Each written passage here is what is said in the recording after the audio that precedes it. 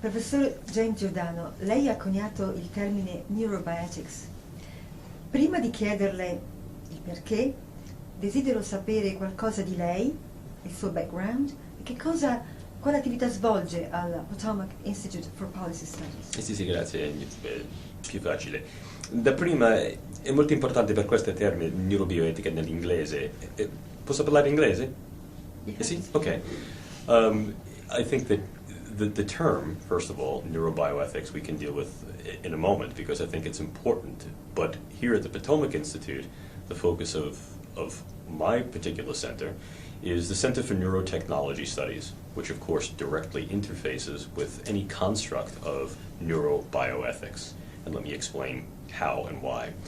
First and foremost is that neurotechnology, as you know, over the past 20 years, has really created tremendous inroads in our capability to understand nervous systems and the brain. More specifically, the human brain, and how human brains interact with other brains, human and otherwise, and what the nature is of brain that gives rise to these constructs of consciousness, mind, self, and all of the inherent cognitions and sensibilities that go along with that. In many ways, neurotechnology has enabled many of the ideas that then become the focus of the European tradition of neuroethics. That is to say, how do we understand the neurobiological basis of moral sense, sensibility, etc. In part, our technologies have allowed that.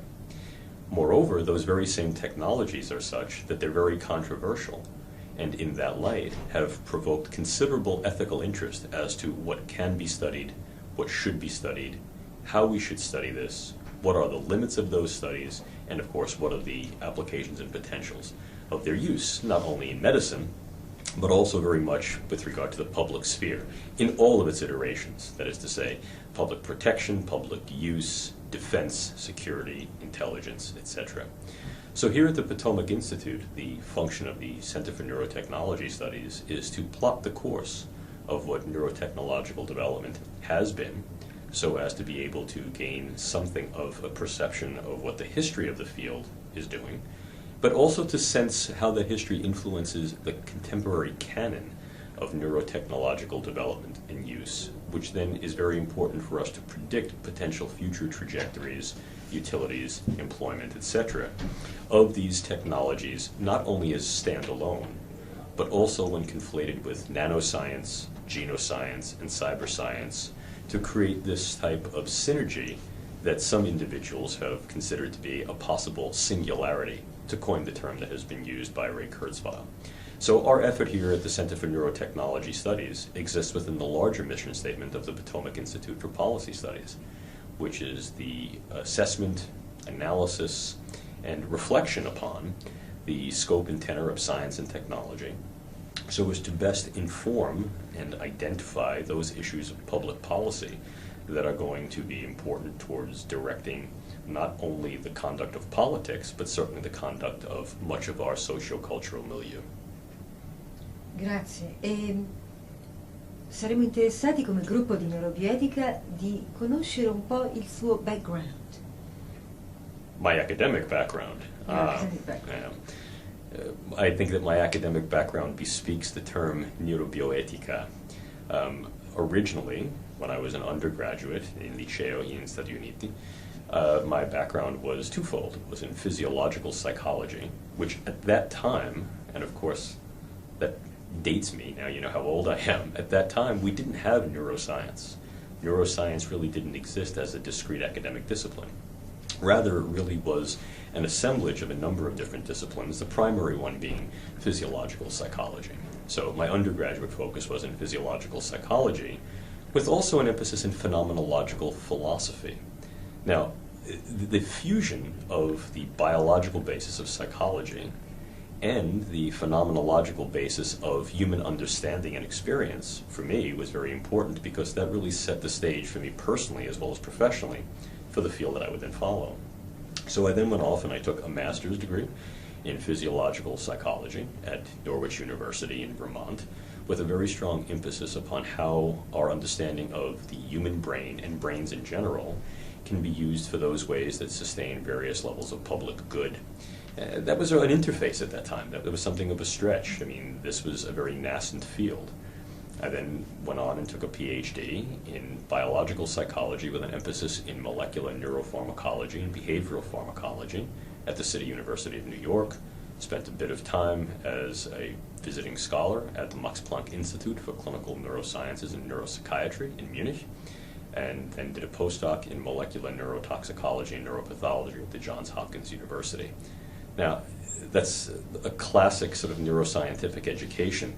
But for me, having spent some of my educational time at that point in Europe and also being exposed to a very, very rich tradition when I was at the City University of New York in philosophy, particularly philosophy of psychology and philosophy of mind, the field, as I was seeing it evolve, being a part of it, was moving in directions that by its very nature was bringing together a variety of scientific disciplines as well as more and more of the humanities. So at that time, and again, this was in the early 1980s, a little farther back than I'd care to admit, at that time, there was a developing trend to create at least a discourse between the sciences and the humanities, if not a true dialectic. Many of the very important questions that philosophy had raised were now within the reach, if not the grasp, of the neurosciences. Now, my particular area of interest was in the study of pain, and as such, pain represents, I think, a wonderful exemplar of the interface between the objectivity of the biological and the subjectivity of the phenomenological and the psychological. We can't extricate the physiological sensation of pain from its phenomenological fact as something noxious, hurtful, and bad. Otherwise, we wouldn't call it pain. And so as we deepened our understanding of the neuroscience of pain, it also became very important to understand the philosophical and psychological constructs of what pain is, what those meanings are, how they're enacted in a variety of different social milieu. And so about 10 or 15 years ago, it became very apparent to me that any study of pain is equally philosophical as well as it is scientific. The three principal tasks of philosophy, of any philosophy, are the epistemic, that is, how we know and what we know, the anthropological, how it is enacted in the human condition, not only between humans, but between other sentient organisms in which we interact or have dominion, and ultimately the striving towards good, either by ameliorating the badness, the noxiousness, the suffering that is pain, and or, in some ways, by simply enacting goods so that we can then prevent pain, enact medicine, enable the articulation of biomedicine as a viable public good, right, etc. And so at that point, it really returned for me the importance to go back into a more detailed study of philosophy of mind, medical philosophy, and of course, ethics. These are inextricable. You can't talk about philosophy on one hand without at least examining systems of analysis and articulating the good that that philosophy sustains. So that was about 10 years ago. Within that pursuit, interesting things started to happen. The field of the ethics of psychiatry and neuroscience became ever more prominent on the world stage. Again, I was really trained in more the European tradition of looking at the neuroscience of morality and ethics, and that became very important, relevant and relative to how morality and empathy affected our perception, meanings, and treatment of pain, not only in the clinical sense, but also written more on the world stage with regard to politics, international and interpersonal relationships. And there's a rich philosophy that goes along with that tradition. Then in 2002, I think at this point it's become almost mythic, the late New York Times columnist Bill Safire used the term neuroethics at a Dana Foundation conference. As we like to say, the rest is history.